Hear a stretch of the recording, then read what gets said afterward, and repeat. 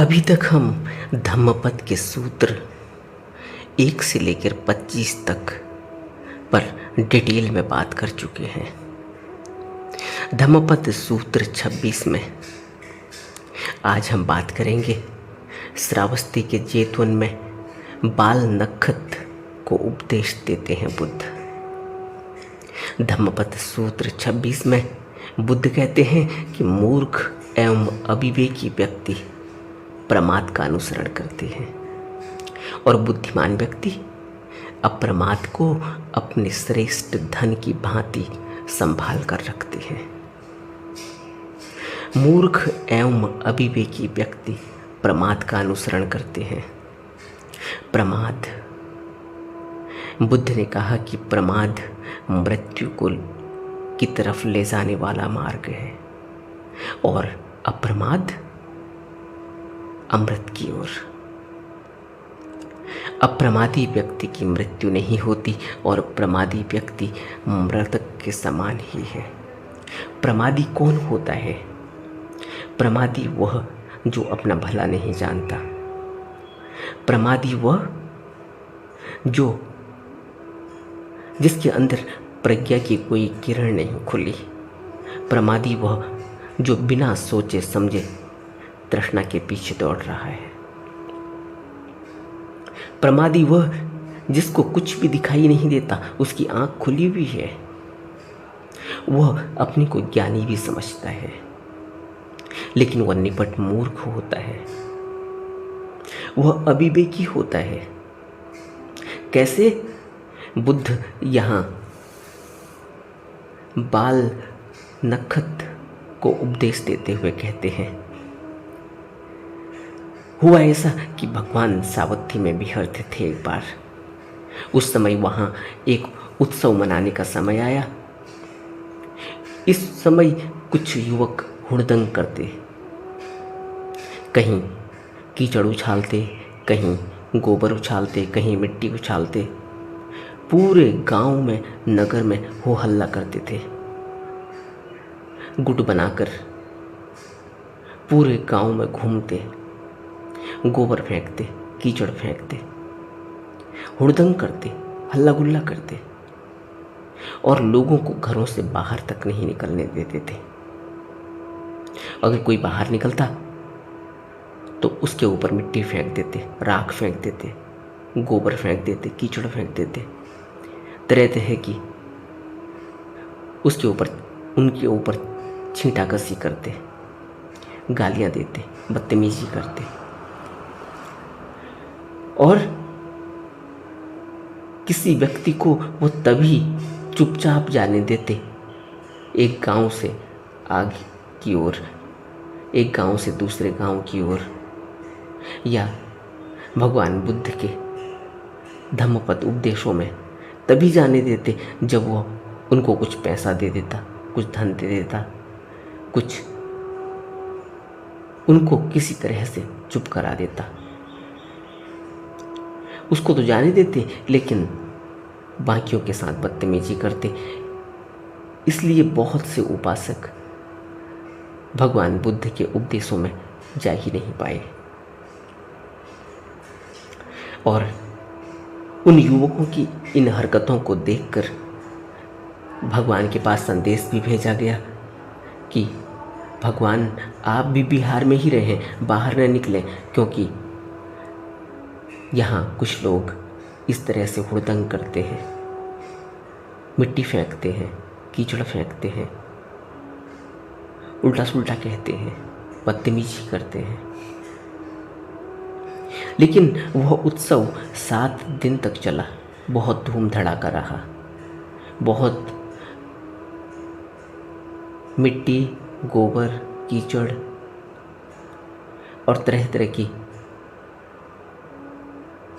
गंदी चीज़ें उन लोगों ने की। इन 7 दिनों में उपासक और भिक्षु बिहार में ही रहे, बाहर भी नहीं निकले। उपासकों को भगवान के दर्शन नहीं हो पाए। जब यह उत्सव समाप्त हो गया 7 दिन का, तब 8वें दिन उपासकों ने भगवान बुद्ध और भिक्षु संघ को नगर में आमंत्रित किया, भोजन दान के लिए, मंगल कल्याण के लिए। धम्म पर चर्चा हुई। उस समय उपासकों ने भिक्षु संघ को भोजन दान किया और भगवान से कहा कि बहुत ही दुखपूर्वक हम लोगों के 7 दिन बीते हैं। इन हुड़दंगियों ने, मूर्खों ने इतनी गालियां दी कि गालियां सुन सुन के हमारे कान फूटने लगे। और इन्होंने इतनी कीचड़ और इतनी मिट्टी और इतनी राख और इतना गोबर फेंका है और इनको कभी भी कोई लज्जा नहीं आई। तब भगवान बोले कि मूर्ख और अज्ञानी लोगों की प्रकृति होती है ऐसी हरकतें करना, व्यवहार करना और शर्म रहित हो जाना। उनको कोई भी शर्म नहीं, उनका व्यवहार, उनकी हरकतें कुछ ऐसी होती हैं कि वो उसके लिए कोई पश्चाताप या कोई शर्म भी नहीं करते। मूर्ख और गंवारों के काम ऐसे ही होते हैं, लेकिन जो बुद्धिमान है वह फिर भी इन सब के बीच भी अपने अप्रमाद की रक्षा करता है और अप्रमाद की रक्षा करता हुआ अमृत पद को पा लेता है, निर्वाण को प्राप्त कर लेता है, निर्वाण रूपी संपत्ति को अर्जित कर लेता है।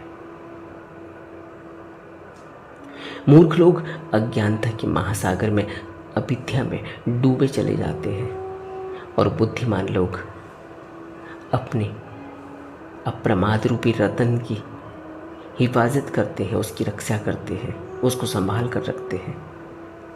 कैसे? उत्साह से, बुद्धिमानी से।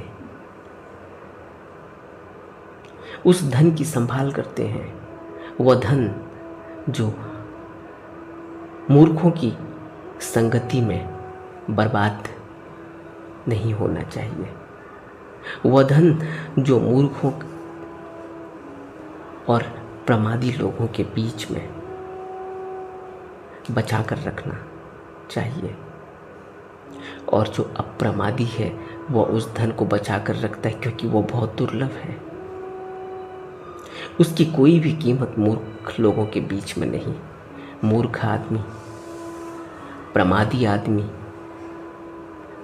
उस धन की कीमत को नहीं समझता और इसलिए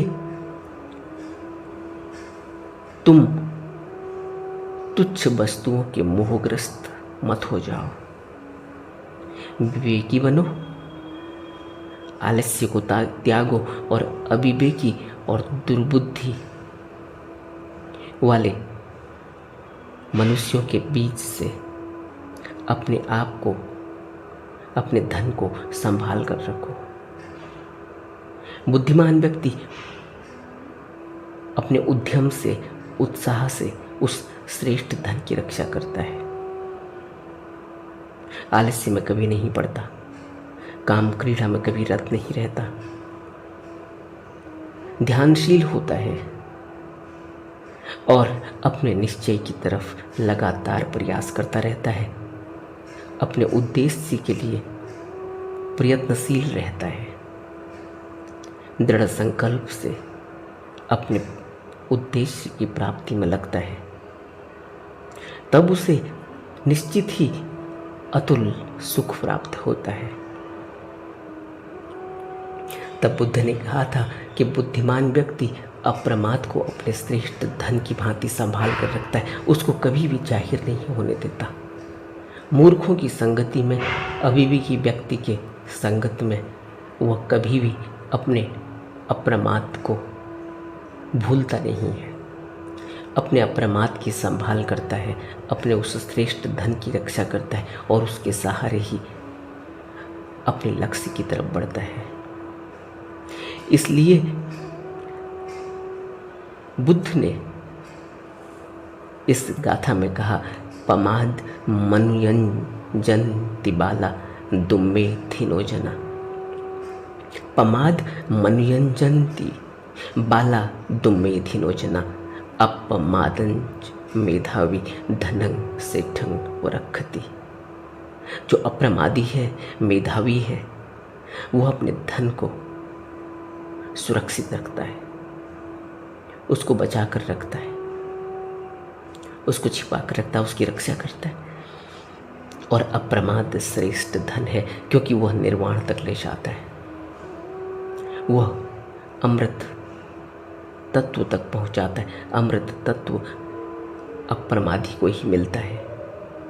अप्रमादी की मृत्यु नहीं होती, उसे अमृत मिलता है, और प्रमादी मृत्यु के समान ही होते हैं।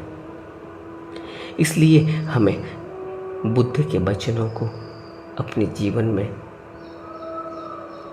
लगातार उतारने का प्रयास करना चाहिए और प्रयासरत रहना चाहिए, निर्वाण के लिए प्रयासरत रहना चाहिए, अपने उस उद्देश्य की प्राप्ति के लिए जो अमृत तत्व है, जहाँ कोई जन्म और मृत्यु नहीं। नमो बुद्धाय।